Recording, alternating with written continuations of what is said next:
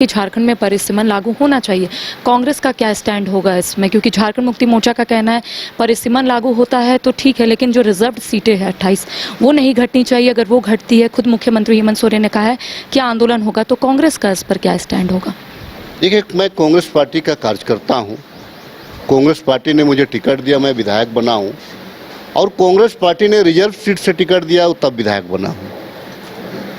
आज अगर हम 1951 से बात करें, गणना करें, तो यहाँ ये जो है 37% आपको यहाँ पे ट्राइबल की गणना की जाती रही थी।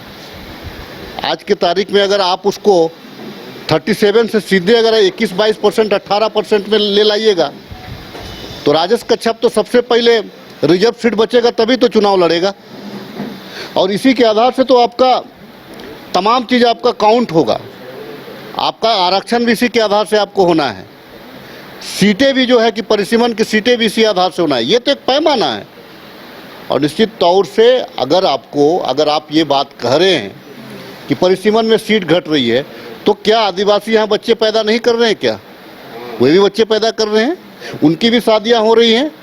लेकिन जितनी रफ्तार से राजधानी बनने के बाद या राज्य बनने के बाद बाहर से यहाँ जितना लोग बसे, उसके बनिस्पत यहाँ पे संख्या में वृद्धि उतना कम हुई।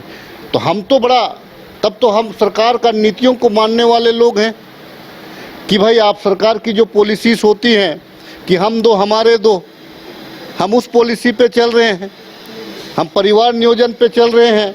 और आप अगर हमको ऊपर से थोपिएगा तो वो कैसे चलेगा? फिर परिवार नियोजन की बात मत करिए।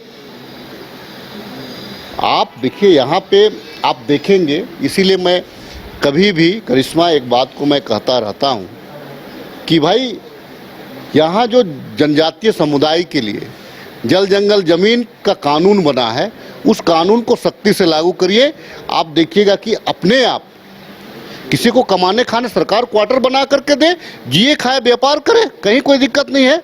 लेकिन जो अतिक्रमण है उसके खिलाफ में मैं बोलता रहता हूँ। वो इसीलिए बोलता रहता हूँ जिसके वजह से आज यहाँ के ट्राइबल पॉपुलेशन घट रहा है। अगर आप पूरे झारखंड का अगर ज़मीन की बात करेंगे तो आपको मिलेगा कि कम से कम 60% जो ज़मीन है वो यहाँ के जनजातीय समुदाय की है, 40% अदर्स की है।